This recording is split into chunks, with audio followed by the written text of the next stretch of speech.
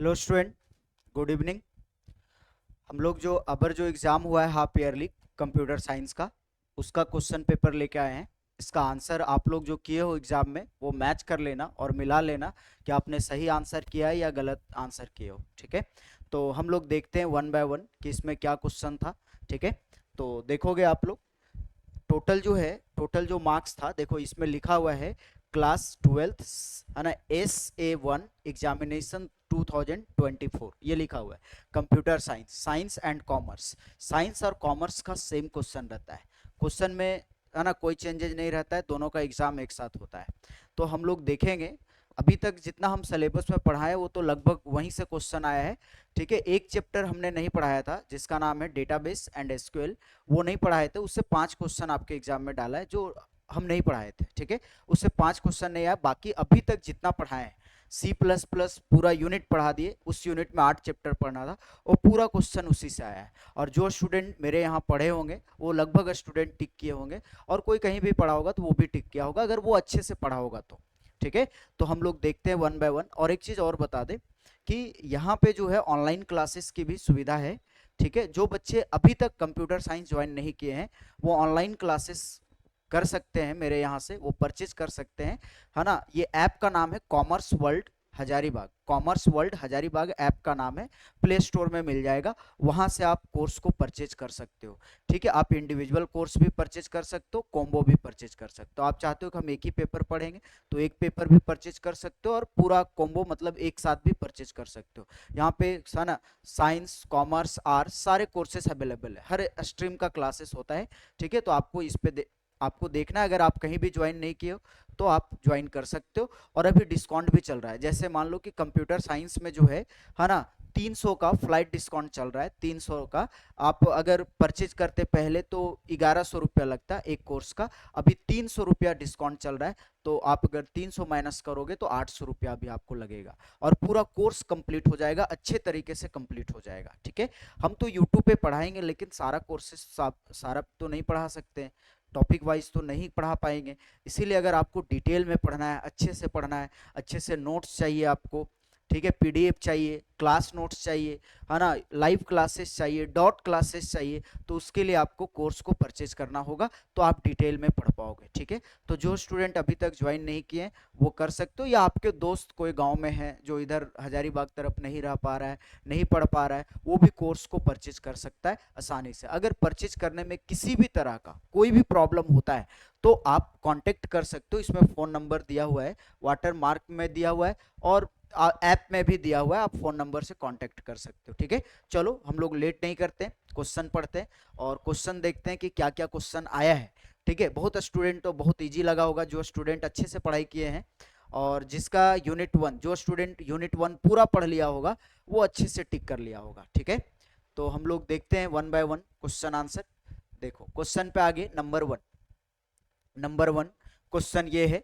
ठीक है, इसको हम पढ़ते हैं अच्छे तरीके से, तो आप लोग देखोगे कि इसमें क्या होगा। क्वेश्चन ये है,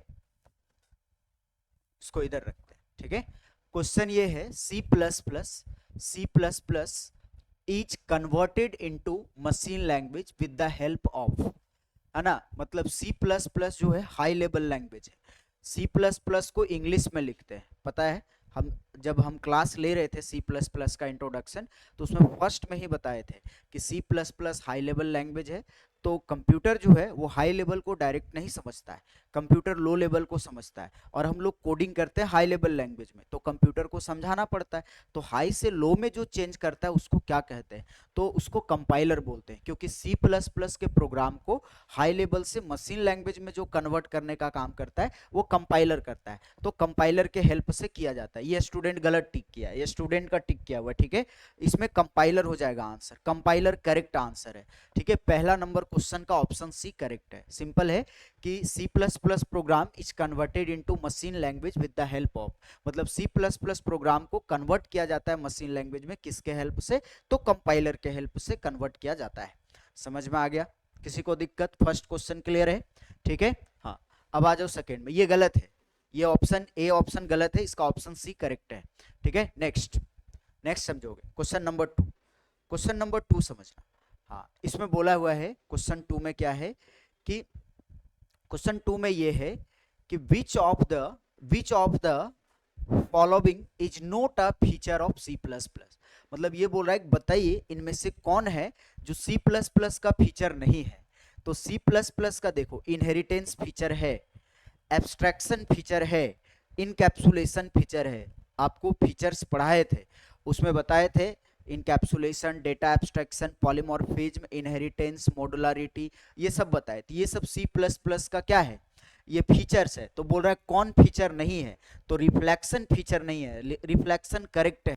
ये बच्चा इनहेरिटेंस में टिक किया, इनहेरिटेंस गलत है, इनहेरिटेंस आंसर नहीं होगा। इनहेरिटेंस फीचर है सी प्लस प्लस का, ठीक है। इनहेरिटेंस फीचर है, एब्स्ट्रैक्शन फीचर है, इनकैप्सुलेशन फीचर है। रिफ्लेक्शन जो है वो सी प्लस प्लस का फीचर नहीं है। तो ऑप्शन डी इसका करेक्ट आंसर है। चलो नेक्स्ट, ठीक है।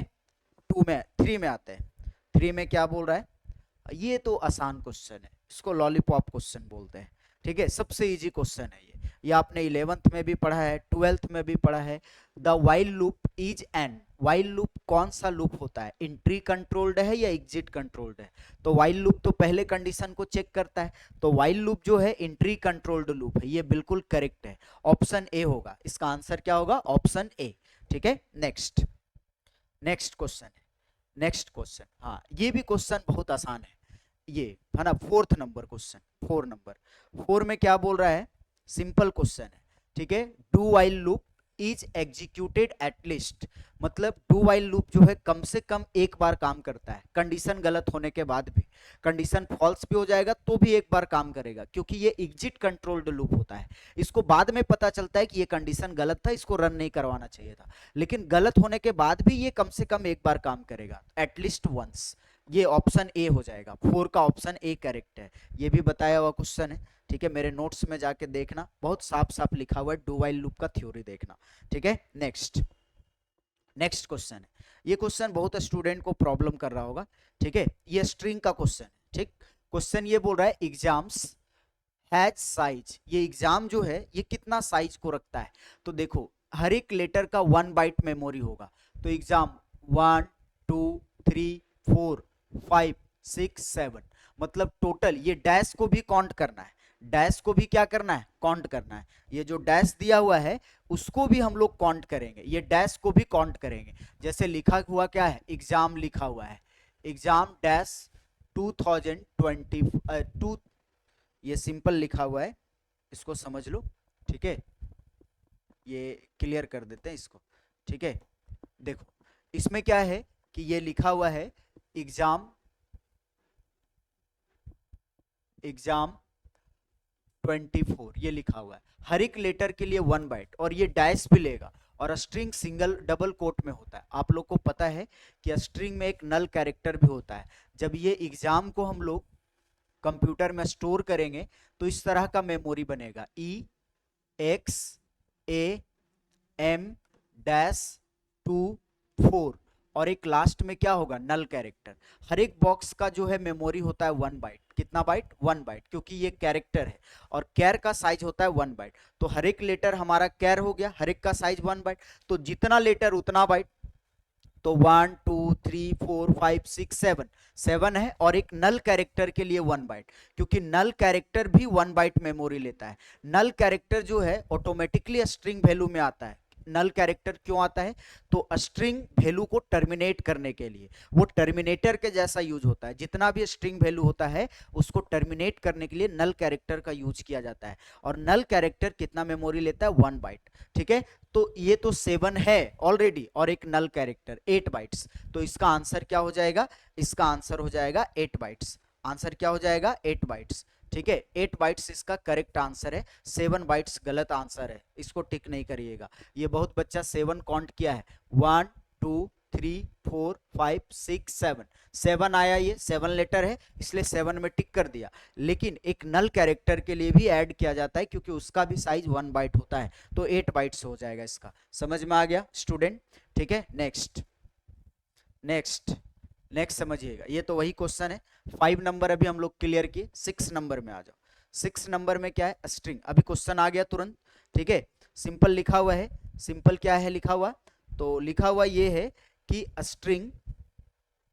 String terminator character, string terminator character is, मतलब स्ट्रिंग को बंद करने के लिए किस कैरेक्टर का यूज करते हैं, तो नल कैरेक्टर, इसको नल कैरेक्टर बोलते हैं। ऑप्शन सी इसका करेक्ट आंसर है, ऑप्शन सी। ठीक है, 6 का सी ऑप्शन करेक्ट है। नेक्स्ट, ठीक है, रिलेशनल ऑपरेटर्स आर, तो रिलेशनल ऑपरेटर्स का बताना है कि रिलेशनल ऑपरेटर्स क्या होता है। तो relational operators less than, greater than, less than equal to, less, है ना, greater than equal to, equal to, equal to, not equal to, ये हमारा रिलेशनल ऑपरेटर है। ये हमारा ऑप्शन ए लॉजिकल ऑपरेटर है, ये रिलेशनल है, ये टर्नरी है। तो पूछा है किसके बारे में, रिलेशनल के बारे में, तो ऑप्शन बी जो है ये करेक्ट है, ऑप्शन बी करेक्ट है। समझ में आया स्टूडेंट? ठीक है, 7 का ऑप्शन बी। नेक्स्ट 7, 8 में आ जाते हैं। 8 में क्या बोल रहा है, jump statement is slice are. Jump statement क्या होता है, तो आप लोग को पता होगा, हम लोग कंट्रोल फ्लो स्टेटमेंट पढ़े थे, और कंट्रोल फ्लो स्टेटमेंट का 3 टाइप पढ़े थे, डिसीजन मेकिंग, लूप और ट्रांसफर। तो डिसीजन मेकिंग को सिलेक्शन भी बोलते हैं, उसका 4 टाइप है ना, डिसीजन मेकिंग को सिलेक्शन बोलते हैं, लूप को आइट्रेशन बोला जाता है, लूप का 3 टाइप होता है, for loop, while loop, do while loop. और जो जंप स्टेटमेंट है, ट्रांसफर स्टेटमेंट को जंप बोलते हैं। जंप का 4 टाइप बताए थे, पहला बताए थे ब्रेक, कंटिन्यू, गो टू और रिटर्न, 4 टाइप बताए थे जंप स्टेटमेंट का। ठीक है, तो जंप स्टेटमेंट तुम्हारा गो टू भी है और ब्रेक भी है, दोनों है। तो ऑप्शन में दिया हुआ है बोथ ए एंड बी, ये दोनों ऑप्शन करेक्ट है, ऑप्शन डी हो जाएगा इसका। ठीक है, 8 नंबर का ऑप्शन डी सही है। ठीक है, चलो अब हम लोग नेक्स्ट में आते हैं। नेक्स्ट 9 नंबर देखोगे, 9 नंबर, ये तो बहुत आसान क्वेश्चन है। 9 नंबर क्वेश्चन क्या बोल रहा है कि C++ array index starts from, C++ array index starts from 0, कहां से शुरू होता है, 0 से। 9 का ऑप्शन ए सही है, 0 से स्टार्ट होता है। ठीक है, 10 नंबर में आ जाओ। 10 नंबर, हाँ ये तो बहुत आसान क्वेश्चन है। ठीक है, हाल फिलहाल में ही इसको पढ़ाए हैं, चैप्टर नंबर 8 में पढ़ना था, पॉइंटर में। क्वेश्चन बोल ये रहा है, a pointer variable is declared by preceding symbol. Pointer variable को बनाने के लिए किस सिंबल का उपयोग करते हैं, तो एस्ट्रिक, सिंपल है, एस्ट्रिक, ऑप्शन सी करेक्ट है, ऑप्शन सी करेक्ट है। मजा आ रहा है ना समझने में, सब बताया हुआ क्वेश्चन है। और आप लोग जो स्टूडेंट पढ़े हैं अच्छे से, है ना, ऑनलाइन पढ़े हो या ऑफलाइन कहीं पे भी मेरे से पढ़े हो, तो बहुत अच्छे से उसको समझ में आ रहा होगा। ठीक है, और अभी भी जो स्टूडेंट ज्वाइन नहीं किए हो, वो ऑफलाइन भी पढ़ सकते हो मेरे पास और ऑनलाइन भी पढ़ सकते हो। आपको किसी भी मोड में क्लासेस करना है तो इसका जो कॉन्टेक्ट नंबर दिया हुआ है उस नंबर पे आप कॉन्टेक्ट कर सकते हो, क्वेश्चन पूछ सकते हो, है ना। आपको अगर नहीं पता है कि ऑफलाइन क्लासेस कहाँ होती है, ऑनलाइन कहाँ होती है, अगर ये पता करना है तो आप पता कर सकते हो। ऑनलाइन तो आप ऑनलाइन देख सकते हो, प्ले स्टोर में जाकर सर्च करना है कॉमर्स वर्ल्ड हजारीबाग, वहां पे आपको मिल जाएगा, प्ले स्टोर ऐप में आ जाएगा कॉमर्स वर्ल्ड का, वहां से डाउनलोड करो। प्रॉब्लम होता है परचेज करने में तो उसमें कॉन्टैक्ट नंबर दिया हुआ है, उस नंबर पे कॉल करो और पूछो कि कैसे क्या प्रोसेस है, कैसे हम लोग कर सकते हैं। और अभी डिस्काउंट भी है, ये चीज ध्यान में रखना, जो बच्चे पहले लिए हैं उसको 1100 लगा है और अभी 300 का डिस्काउंट मिला हुआ है, मतलब 800 में आप कोर्स को परचेज कर सकते हो। उसमें आपको क्या किया जाएगा, आपको नोट्स दिया जाएगा, क्लास नोट्स दिया जाएगा, लाइव क्लास दिया जाएगा, डॉट क्लास दिया जाएगा, और हम लोग YouTube पे मॉडल सेट भी लेके आ रहे हैं और YouTube पे सारा बताएंगे। लेकिन क्या है कि जो बच्चे डिटेल में पढ़े हुए रहेंगे उसी को YouTube में समझ में आएगा अच्छे तरीके से। इसलिए आप लोग अगर नहीं जुड़े हो तो जुड़ जाइए। ठीक है, किसी को भी दिक्कत होता है तो वो आप कांटेक्ट कर सकते हो। ठीक है, अब आप इसमें समझोगे, ये एस्ट्रिक होता है। क्वेश्चन नंबर 10 का ऑप्शन सी सही है। ठीक है, नेक्स्ट 11 नंबर में आ जाओ। 11 नंबर क्या है, 11 number the keyword use to define a structure, मतलब एक स्ट्रक्चर को बनाने के लिए किस कीवर्ड का उपयोग किया जाता है, तो एक स्ट्रक्चर को बनाने के लिए स्ट्रक्ट कीवर्ड का उपयोग किया जाता है। स्ट्रक्ट कीवर्ड से हम लोग स्ट्रक्चर बना सकते हैं। ठीक है, और किसी को भी कुछ भी प्रॉब्लम हो रहा है तो इस पे भी आप कांटेक्ट कर सकते हो। ठीक है, ये नंबर है कांटेक्ट नंबर, किसी तरह का कोई भी प्रॉब्लम हो, एप्लीकेशन में भी नंबर है, इधर भी नंबर दिया हुआ, आप कहीं से भी कांटेक्ट कर सकते हो, कहीं से कोई प्रॉब्लम नहीं होगा। और आपको क्लास नोट्स, PDF सारा कुछ दिया जाएगा डिटेल में, इसलिए जो बच्चे नहीं जुड़े हैं, अभी भी आपके पास बहुत टाइम है, आप अच्छे से पढ़ाई करिए और है ना एग्जाम को ज़्यादा हल्के में नहीं लो, पढ़ोगे तो हल्का लगेगा आपको, ठीक है, इसलिए पढ़िए, ठीक है। अब समझो ये स्ट्रक्चर 11 का ऑप्शन सी करेक्ट है, ठीक है। नेक्स्ट नेक्स्ट जो है आपका ये है दिया हुआ, नेक्स्ट क्वेश्चन है what will be the output of the following statement. ये स्टेटमेंट दिया हुआ है, इसका आउटपुट बताना है कि इस स्टेटमेंट का आउटपुट क्या होगा। तो आउटपुट क्या होगा ये हम लोग को बताना है। तो बहुत सिंपल है, देखो ये स्टेटमेंट है, ये कंडीशन है, इसको क्या बोलते हैं कंडीशन, ये पूरा कंडीशन है, हम लोग इसके बारे में टर्नरी ऑपरेटर में पढ़े हैं। कंडीशन है, अगर ये कंडीशन ट्रू होगा, ट्रू होगा तो ये वाला रिजल्ट आएगा, ट्रू होगा तब, और फॉल्स होगा तो, फॉल्स होगा तो ये वाला आउटपुट आएगा, फॉल्स होगा तो ये वाला आउटपुट आएगा। अब हम लोग को चेक करना है कि ये सही है या गलत है। तो देखो बोल रहा है 5 है ना 50 ग्रेटर देन और इक्वल टू 60, मतलब 50 जो है 60 से बड़ा है या बराबर है।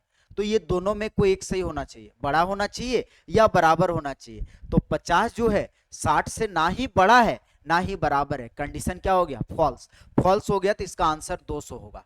क्या होगा आंसर 200। तो ऑप्शन ए करेक्ट है, ऑप्शन ए क्या है करेक्ट है, ठीक है। 12 का option A. Next next 13 number में आ जाओ, बहुत आसान क्वेश्चन है 13 नंबर। 13 नंबर बहुत आसान क्वेश्चन है। क्वेश्चन ये बोल रहा है, ठीक है, header file, header file, header files have the file extension. Header file का फाइल एक्सटेंशन क्या होता है। तो हेडर फाइल का फाइल एक्सटेंशन डॉट एच होता है। क्या होता है डॉट एच। ऑप्शन ए, 13 का ऑप्शन ए करेक्ट है, ठीक है। नेक्स्ट नेक्स्ट 14 नंबर में आ जाओ। 14 में ये बोल रहा है, बहुत सिंपल है, ठीक है, ये भी बताए हुए बहुत अच्छे तरीके से। बोल रहा है आप प्रोटो या आप function prototype is known as. Function prototype को क्या बोलते हैं। तो फंक्शन प्रोटोटाइप को फंक्शन डिक्लेरेशन बोलते हैं। क्या बोलते हैं फंक्शन डिक्लेरेशन। ऑप्शन बी ये करेक्ट, ये गलत है बाबू, ऑप्शन सी नहीं होगा, ऑप्शन बी होगा, ठीक है। फंक्शन प्रोटोटाइप को फंक्शन डिक्लेरेशन बोला जाता है। फंक्शन प्रोटोटाइप को क्या बोलते हैं फंक्शन डिक्लेरेशन। तो 14 का ऑप्शन बी हो जाएगा, 14 का ऑप्शन बी, ठीक है। नेक्स्ट नेक्स्ट समझिएगा, नेक्स्ट बोल रहा है कि अ फंक्शन कैन बी इन्वॉक्ड। इन्वॉक्ड मतलब होता है कॉल करना, बुलाना।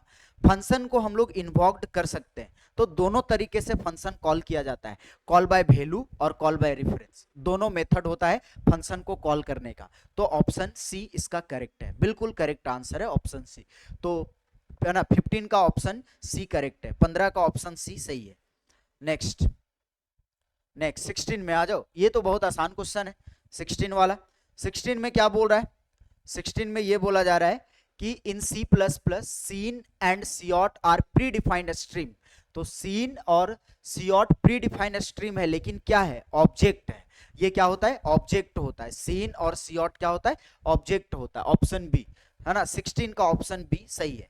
नेक्स्ट 17, 17 देख लो, बताया हुआ क्वेश्चन है, ये तो हम सेम लिखते हैं एज इट इज क्वेश्चन लिखा हुआ था।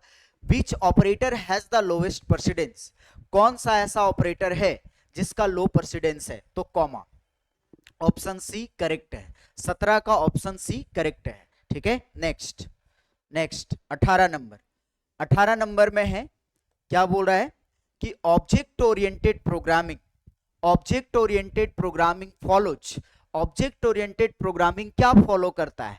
तो object oriented programming bottom up approach follow करता है। Bottom up approach, procedural top down को फॉलो करता है। प्रोसीजरल लिखा रहता है टॉप डाउन में टिक कर दे, लेकिन ऑब्जेक्ट ओरिएंटेड लिखा हुआ है तो बॉटम अप। बॉटम अप मतलब नीचे से ऊपर प्रोग्राम को रन करवाता है, ठीक है। तो ऑप्शन बी इसका करेक्ट है, ठीक है। नेक्स्ट नेक्स्ट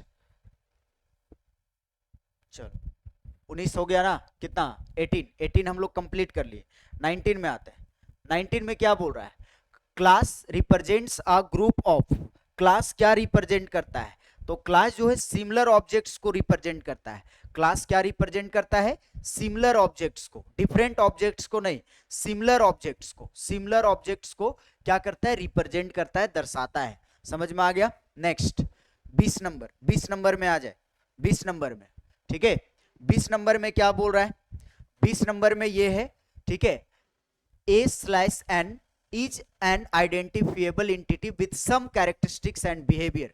इसमें बताए थे object is an identifiable entity. यहां क्या भराएगा? ऑब्जेक्ट। यहां क्या भराएगा? ऑब्जेक्ट।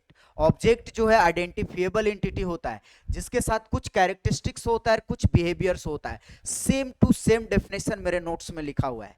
जो बच्चा थोड़ा भी ऑब्जेक्ट का थ्योरी समझा होगा वो आसानी से टिक कर लिया होगा और इसका आंसर क्या हो जाएगा? ऑब्जेक्ट। Option B.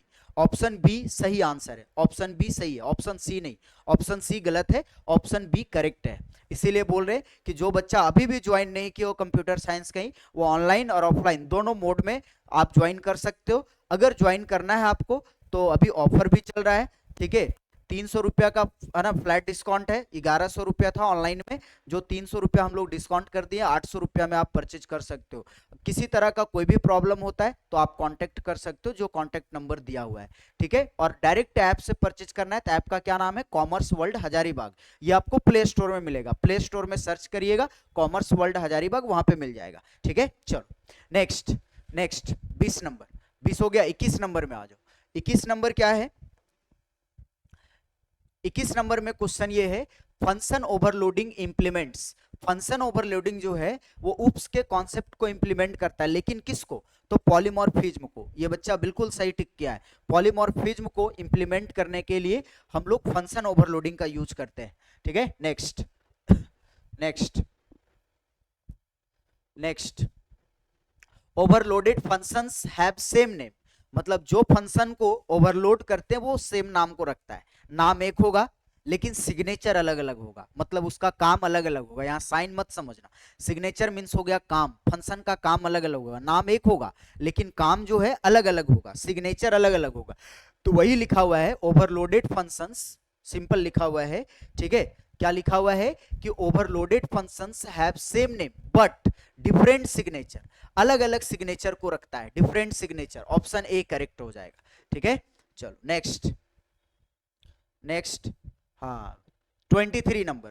23 भी बताया हुआ है, पॉइंटर में बताए हैं, ठीक है। बहुत सिंपल है। सिंपल क्या है बोलिए रहा, dynamic allocation of memory is achieved by. किस ऑपरेटर के द्वारा डायनेमिक मेमोरी एलोकेशन को अचीव किया जाता है? तो न्यू ऑपरेटर। न्यू ऑपरेटर जो है वो डायनेमिकली मेमोरी बनाता है। एलोकेशन बोला, अगर डी एलोकेशन बोलता तो डिलीट में टिक करते। यहाँ डी एलोकेशन लिखेगा तो डिलीट, एलोकेशन लिखेगा तो न्यू। ऑप्शन बी है ना, 23 का क्या हो जाएगा? ऑप्शन बी करेक्ट है, ठीक है। ऑप्शन बी 23 नंबर का आंसर है। नेक्स्ट। नेक्स्ट 24 नंबर में आ जाओ। 24 में बोला है अ क्लास इन्फोर्सेस। क्लास किसको किसको इन्फोर्स करता है? तो क्लास डेटा हाइडिंग को भी इन्फोर्स करता है, एब्स्ट्रैक्शन को भी इन्फोर्स करता है, इनकैप्सुलेशन को भी इन्फोर्स करता है। क्लास के अंदर तीनों यूज किया जाता है, तो ऑल ऑफ दीज हो जाएगा। Option D. ऑप्शन डी इसका करेक्ट है। ऑप्शन डी जो है करेक्ट आंसर है। समझ में आया, ठीक है। नेक्स्ट 24 का ऑप्शन डी। 25 में आ जाओ। Instance of a class. Instance of a class is known as. Class के इंस्टेंस को क्या बोलते हैं? ये भी लिखाया हुआ है। क्लास के इंस्टेंस को ऑब्जेक्ट बोला जाता है। क्लास के इंस्टेंस को क्या बोला जाता है? ऑब्जेक्ट बोला जाता है। चलो नेक्स्ट। Next 26 number. 26 नंबर में क्या बोल रहा है? अ class definition is terminated bye. आपने देखा होगा कि हम लोग जब भी क्लास बनाते थे, जैसे क्लास बनाए, क्लास का नाम डेमो रखे, इसके अंदर हम लोग कोड लिखते थे और क्लास के बॉडी को बंद करते थे सेमीकोलन से। ये हुआ क्लास डेफिनेशन। तो क्लास डेफिनेशन को टर्मिनेट किया जाता है सेमीकोलन से। Option A. Option A correct है। क्लास का कोई भी डेफिनेशन, ये हो गया डेफिनेशन ऑफ द क्लास, ये क्लास का डेफिनेशन हो गया। तो क्लास का जो डेफिनेशन होता है उसको बंद किया जाता है किससे? सेमीकोलन से। सिंपल लिखा हुआ है टर्मिनेटेड बाय। किसके द्वारा टर्मिनेट किया जाता है? तो सेमीकोलन के द्वारा टर्मिनेट किया जाता है, ठीक है। नेक्स्ट 27 में आ जाओ। 27 में ये बोल रहा है कि बाय डिफॉल्ट, सिंपल है, समझ में आया, ठीक है। बहुत सिंपल लिखा हुआ है। क्या लिखा हुआ है कि by default members of a class are. By default class का मेंबर किस में होता है? तो बाय डिफॉल्ट क्लास का मेंबर प्राइवेट में होता है। किस में होता है? प्राइवेट में होता है। 27 का ऑप्शन सी सही है, ठीक है। नेक्स्ट। नेक्स्ट, ठीक है। अब आ जाओ इसमें 28 नंबर में। 28 नंबर में क्या बोल रहा है? 28 नंबर में बोल रहा है विच of the following is not member of a class. बोलिए रहा है बताइए इनमें से कौन क्लास का मेंबर नहीं है? तो कंस्ट्रक्टर है, डिस्ट्रक्टर भी मेंबर है, फ्रेंड फंक्शन जो है क्लास का मेंबर नहीं होता है। इसमें पहले में लिखवाए हैं कि फ्रेंड फंक्शन फंक्शन होता है लेकिन क्लास का मेंबर नहीं होता है। मेरे थ्योरी में जाके पढ़िएगा, उसमें लिखा हुआ है friend function is a function which is not member of the class, लेकिन वो क्लास का मेंबर नहीं होता है। वही बोल रहा है कि बताइए इनमें से कौन है जो क्लास का मेंबर नहीं होता है, तो friend function, option C correct है। फ्रेंड फंक्शन क्लास का मेंबर नहीं होता है। ठीक है, चलो नेक्स्ट ऑप्शन डी में ये ऑप्शन इसका क्या था, ऑप्शन सी। कितना नंबर, 28 नंबर। 29 नंबर में आ जाओ। और एक चीज ध्यान में रखना, ठीक है, ये क्वेश्चन आपके फाइनल एग्जाम में भी आ सकते हैं। ऐसा मत समझना कि हाफ ईयरली में पूछ दिया तो ईयरली में नहीं पूछेगा, ऐसा नहीं है। ठीक है, ये क्वेश्चन जो है आपका वो ईयरली फाइनल ईयर में भी आ सकता है, इसलिए आप पढ़ के इसको कंप्लीट कर लीजिएगा। इसीलिए हम यूट्यूब में वीडियो बना रहे हैं कि आप लोग सबका कंप्लीट हो जाए। ये क्वेश्चन मैच भी कर सकता है आपके एग्जाम में, रिपीट होगा क्वेश्चन, इसीलिए आप पढ़िएगा इसको अच्छे तरीके से, पूरा याद आना, समझ लेना है इसको। ठीक है, नेक्स्ट समझिएगा। अगला क्वेश्चन क्या बोल रहा है, अगला क्वेश्चन ये बोल रहा है private members of a class are accessed by, मतलब प्राइवेट मेंबर जो होता है क्लास का उसको एक्सेस किया जाता है किसके द्वारा, तो फ्रेंड फंक्शन के द्वारा। फ्रेंड फंक्शन इसीलिए यूज किया जाता है ताकि हम लोग क्लास के प्राइवेट और प्रोटेक्टेड मेंबर को एक्सेस कर सकते हैं। यहाँ प्रोटेक्टेड भी लिखा रहता तो फ्रेंड फंक्शन होता, ठीक है, प्राइवेट भी लिखा है तो फ्रेंड फंक्शन होगा। फ्रेंड फंक्शन के थ्रू एक्सेस कर सकते हैं। ये ऑप्शन ए गलत है, ऑप्शन बी भी गलत है, ऑप्शन सी इसका करेक्ट है। तो 29 का ऑप्शन सी। ठीक है, अब आ जाओ 30 में। 30 में क्या बोल रहा है, इनहेरिटेंस सपोर्ट्स। इनहेरिटेंस क्या सपोर्ट करता है, तो रीयूजेबिलिटी सपोर्ट करता है और ट्रांजिटिविटी भी सपोर्ट करता है। ट्रांजिटिविटी ये दोनों को सपोर्ट करता है इनहेरिटेंस। रीयूजेबिलिटी मतलब होता है कि कोड को हम लोग बार बार यूज कर सकते हैं, और ट्रांजिटिविटी मतलब होता है लेबल्स, जिसमें आपको पढ़ाए थे single label inheritance, single label multi label inheritance पढ़ाए थे। मल्टी लेवल इनहेरिटेंस जो है वो ट्रांजिटिविटी को सपोर्ट करता है, तो ये इनहेरिटेंस इसका मतलब दोनों को सपोर्ट करता है। तो ऑप्शन सी करेक्ट है, ऑप्शन सी करेक्ट है। ठीक है, 30 का option C, A and B दोनों हो जाएगा। नेक्स्ट आ जाओ। ठीक है, 31 नंबर में, 31 नंबर में क्या बोल रहा है, 31 नंबर में ये बोल रहा है, बहुत सिंपल है कि member function that is automatically involved at the time of object declaration is called. Declaration मतलब होता है बनाना, मतलब ये बोल रहा है कि कौन सा मेंबर है जो अपने आप कॉल होता है, कब, जब हम लोग क्लास का ऑब्जेक्ट बनाते हैं, डिक्लेयर करते हैं, क्रिएट करते हैं, तो कौन सा मेंबर है जो अपने आप कॉल हो जाता है, तो वो तुम्हारा कंस्ट्रक्टर है। कंस्ट्रक्टर ऑटोमेटिकली इन्वॉल्व्ड होता है, ऑप्शन बी सही है। ठीक है, ऑप्शन बी करेक्ट है 31 नंबर का। ठीक है, अब आ जाओ 32 नंबर में। 32 में क्या बोल रहा है, ये कंस्ट्रक्टर से है, ये भी क्वेश्चन कंस्ट्रक्टर से है। ठीक है, क्वेश्चन क्या बोल रहा है, a constructor taking no argument is a, है ना, मतलब जो कंस्ट्रक्टर आर्गुमेंट नहीं लेता है उसको क्या कहते हैं, तो उसको डिफॉल्ट कंस्ट्रक्टर बोलते हैं, और जो आर्गुमेंट लेता है उसको पैरामीटराइज्ड बोलते हैं। ठीक है, तो ये डिफॉल्ट हो जाएगा ऑप्शन ए। ये तो सभी स्टूडेंट टिक कर लिए होंगे। ठीक है, ऑप्शन ए, जो नहीं लेगा आर्गुमेंट वो डिफॉल्ट हो जाएगा। ठीक है, नेक्स्ट यहां पे आ जाओ। सिंपल है क्वेश्चन, ये भी सिंपल क्वेश्चन है। क्वेश्चन ये बोल रहा है a constructor can be invoked using call, मतलब कंस्ट्रक्टर को कितने तरीके से कॉल कर सकते हैं, तो कंस्ट्रक्टर को इम्प्लिसिट भी कॉल किया जा सकता है और एक्सप्लिसिट भी कॉल किया जा सकता है, दोनों तरीके से कॉल किया जाता है। तो ऑप्शन सी हो जाएगा। इम्प्लिसिट मतलब अपने आप भी कॉल होता है कंस्ट्रक्टर, और आप चाहो तो बाय यूजर भी कॉल कर सकते हो, तो अपने आप कॉल होगा उसको इम्प्लिसिट बोलेंगे, और जो बाय यूजर कॉल किया जाएगा उसको एक्सप्लिसिट बोलेंगे। तो दोनों तरीके से कॉल कर सकते हैं, इसीलिए ऑप्शन सी हो जाएगा इसका। ठीक है, नेक्स्ट हाँ चलो इसमें आ जाओ, इसको समझिएगा, दिख रहा है पूरा, समझोगे। इसमें सिंपल लिखा हुआ है, क्या लिखा हुआ है ध्यान से समझिए। लिखा हुआ ये है कि which one is incorrect for destructor, मतलब ये जो ऑप्शन दिया हुआ है इनमें से कौन है जो डिस्ट्रक्टर के लिए गलत है, इनकरेक्ट है। तो पहला तो है it has no return type, ये बिल्कुल सही है, डिस्ट्रक्टर रिटर्न टाइप नहीं रखता है। It can not be inherited, मतलब डिस्ट्रक्टर को हम लोग इनहेरिट नहीं कर सकते, ये दोनों सही है। ठीक है, ये दोनों सही है। अब यहां देखो, इट कैन बी ओवरलोडेड, बोल ये रहा है कि डिस्ट्रक्टर ओवरलोड भी किया जा सकता है, ये गलत है।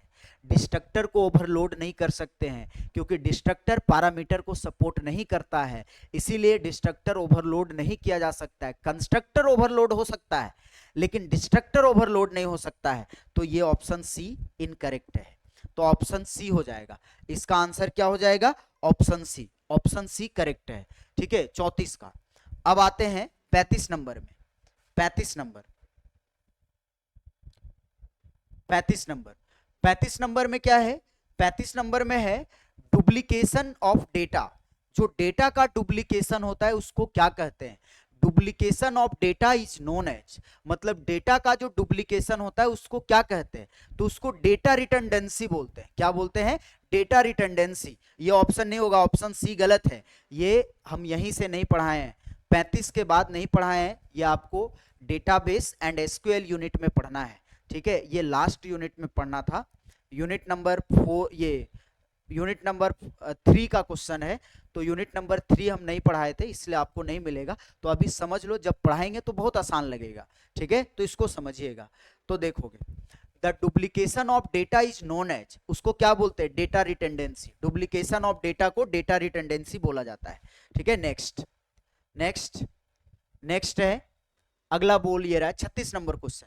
36 नंबर क्वेश्चन को समझिएगा। क्वेश्चन में क्या है, a row in a relation is called, मतलब रिलेशन मतलब होता है टेबल। रिलेशन किसको बोलते हैं, टेबल को। तो टेबल में जो रो होता है उसको क्या बोलते हैं, तो उसको टपल्स बोला जाता है। ऑप्शन बी करेक्ट है, बिल्कुल करेक्ट है। इसीलिए स्टूडेंट बोल रहे कि अभी भी जो बच्चा नहीं ज्वाइन किया, अगर उसको प्रॉब्लम हो रहा है, इसका मतलब आप नहीं पढ़ रहे हो कंप्यूटर साइंस। कंप्यूटर साइंस पढ़िए, जो ज्वाइन नहीं किए हो अभी भी टाइम है आपके पास, आप ज्वाइन कर सकते हो और अच्छे से अपने कोर्स को कवर कर सकते हो। समझ में आया, मतलब आप अच्छा स्कोर ला सकते हो कंप्यूटर साइंस में। तो इसलिए जो ज्वाइन नहीं किए हो वो ज्वाइन कर लो जल्दी से जल्दी। ठीक है, और पढ़ाई को स्टार्ट कर दीजिए। ठीक है, नेक्स्ट ये हो गया ऑप्शन बी, है ना। 36 37 नंबर। और देखो, जो बच्चा गांव में है, अगर आप पढ़ रहे हो, ठीक है, और मेरे पास ही पढ़ रहे हो, आपका दोस्त नहीं पढ़ रहा है, तो उसको आप हेल्प भी कर सकते हो, उसको बता सकते हो कि यहाँ पे आओ, बहुत कम फी में आपका कोर्स कंप्लीट हो जाएगा कंप्यूटर साइंस का। आप उसको बता सकते हो यहाँ के बारे में, और आपके चलते अगर अच्छा काम हो जाए तो और अच्छी बात है। ठीक है, इसलिए किसी को हेल्प करना है तो ये वीडियो को ज्यादा से ज्यादा शेयर करिए, ताकि जो बच्चा नहीं पढ़ रहा है वो भी हम लोग से जुड़ सके और अपना पढ़ाई स्टार्ट कर सके। ठीक है, अब आप इसमें समझोगे 37 number, a is use to identify a particular record, मतलब पार्टिकुलर मतलब सिंगल सिंगल रिकॉर्ड को जो आइडेंटिफाई करता है उसको क्या कहते हैं, तो उसको की बोलते हैं। उसको क्या बोलते हैं, की बोलते हैं, की। ये की होता है। ठीक है, तो ऑप्शन ए होगा इसका, ऑप्शन ए 37 का ए। ठीक है, next, number of attributes. Attributes columns को बोलते हैं।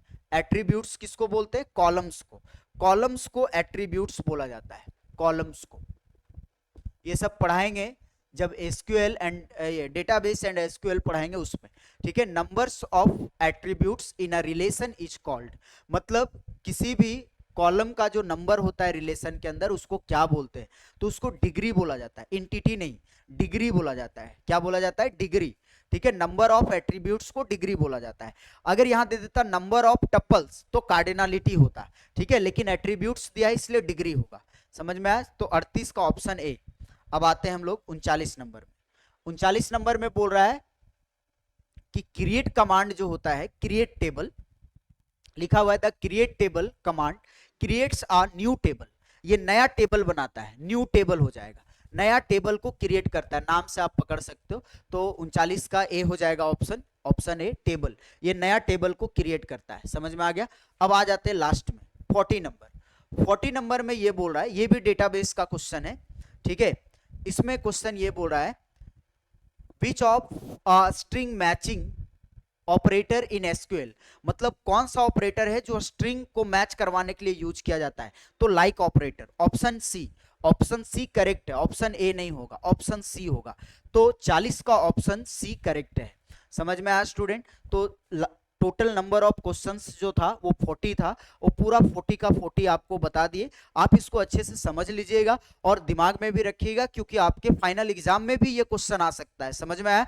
और जो बच्चे अभी तक भी नहीं जुड़े उसको आप इन्फॉर्म कर दो, वो यहाँ से डिस्काउंट ऑफर चल रहा है अभी, बच्चा आराम से कोर्स को परचेज कर सकता है और अपना पढ़ाई स्टार्ट कर सकता है। यहाँ पे जो है रिकॉर्डेड वीडियो, ठीक है, live class, dot class, PDF, notes, class PDF, सारा कुछ मिलता है डिटेल में।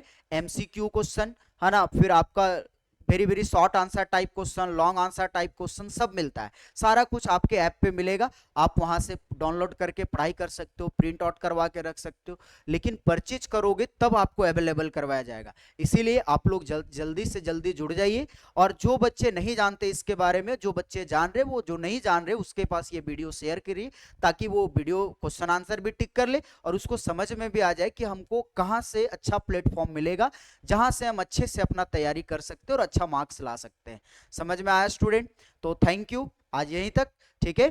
इसको आप लोग मिला लोगे, ये फाइनल एग्जाम में भी आ सकता है same to same question. Thank you student.